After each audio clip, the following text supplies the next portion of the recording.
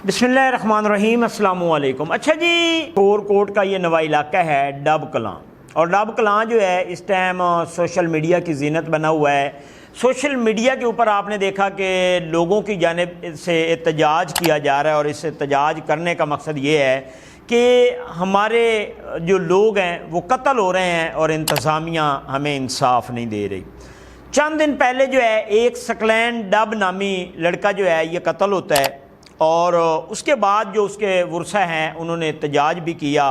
उन्होंने बारहा जो है अपनी कोशिश की कि मीडिया के ज़रिए अफसरान तक जो है ये पहुंचाया जाए कि यहाँ पे डब कलां में जो है इस टाइम एक ये समझे कि कच्चे का इलाका बना हुआ है और यहाँ पे आए रोज़ जो है वो कत्ल हो रहे हैं। कुछ लोगों ने बयान भी दिया, उन्होंने कहा कि जी 2023 में हमारे कत्ल हुए, फिर 2024 में 2 कत्ल हुए, फिर 2026 में अब ये सकलैन डब नामी जो शख्स है ये कत्ल हो गया है।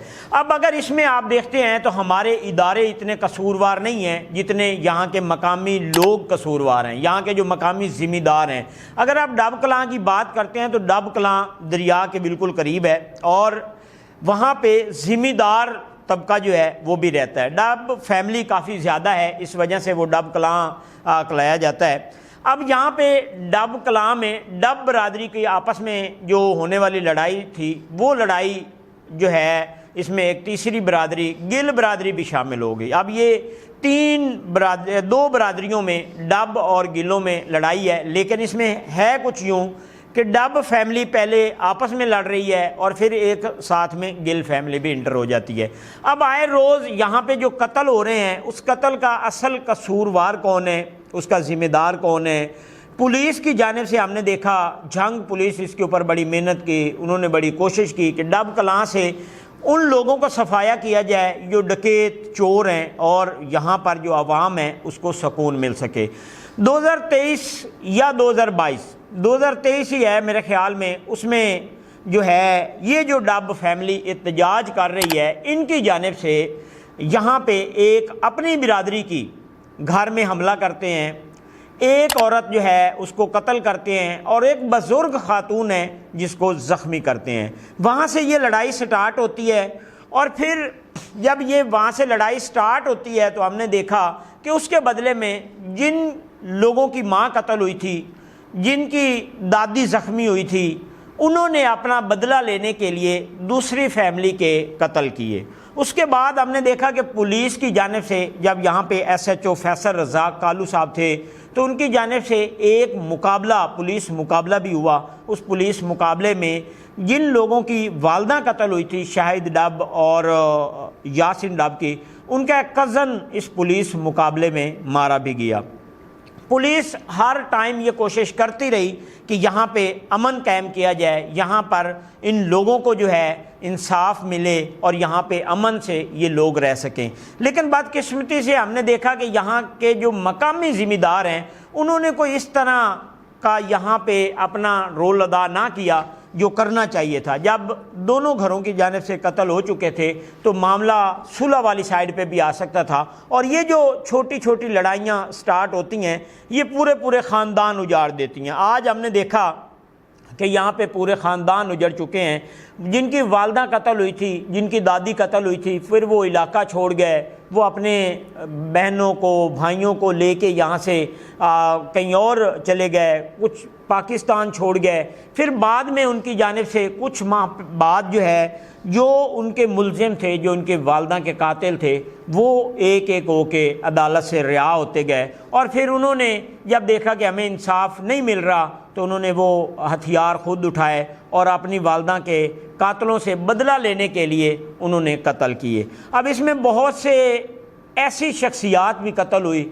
आपको याद होगा कि इसमें एक प्रोफेसर भी मारा गया। वो प्रोफेसर यहाँ पे एक अच्छा प्रोफेसर था और एक शरीफ इंसान था, लेकिन जब लड़ाई किसी की होती है तो उसमें जो है वो भी आके कत्ल हुआ। उसके अलावा अब जो सकलैन डब नामी लड़का कत्ल होता है, और इसमें चंद माह पहले जो है एक पुलिस मुकाबला होता है कोट इस्लाम में। कोट इस्लाम में एक डकैती होती है, उस डकैती में 3 लोग जो हैं मारे जाते हैं, जो उनमें एक गिल फैमिली का लड़का भी था, और वो भी बताया जाता था کہ جو پروفیسر تھا ملتان میں. اب وہ گل جو مارا گیا ہے اس کا بھی یہی کہا جا رہا تھا کہ یہ جو سکلین ڈب ہے اس نے آگے سے آ کے بن کے اوپر ان کو پکڑا ہے اور اپنے ہتھیار اور اپنے لوگوں کے ساتھ جو ہے انہوں نے کیا. اس ضد میں یا اس انا میں اب یہ سکلین ڈب جو ہے یہ بھی قتل ہو گیا. اب یہ احتجاج ہو رہے ہیں لیکن معاملہ مزید طول پکڑتا جا رہا ہے دونوں گھروں کی طرف سے.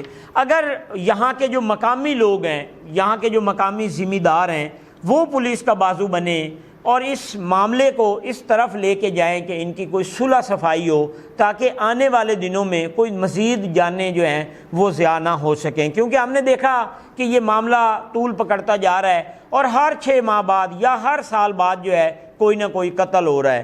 تو اس کو بچانے کے لیے یہاں کے جو مقامی ذمہ دار ہیں، ہم نے دیکھا کہ اگر آپ اس علاقے میں جاتے ہیں ڈب کلاں والی سائڈ پہ، تو یہاں پہ بہت بڑے بڑے ذمہ دار ہیں. دریا کا علاقہ بھی ساتھ میں بن لگتا ہے، دریا کا علاقہ بھی ہے.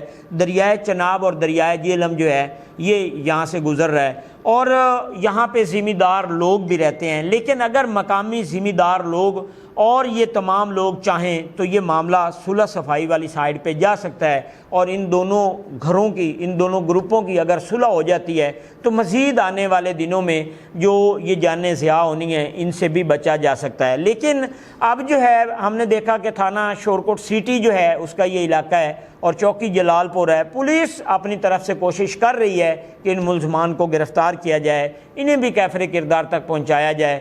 اور جو سکلین ڈب قتل ہوتا ہے اس کے مقدمہ بھی درج ہوا، اس کا کچھ ایک ملزم بھی میرے خیال میں پولیس نے جو ہے وہ گرفتار کیا ہوا ہے. باقیوں کے لیے بھی پولیس بھرپور کوشش کر رہی ہے کہ ملزمان کو جو ہے وہ گرفتار کیا جائے.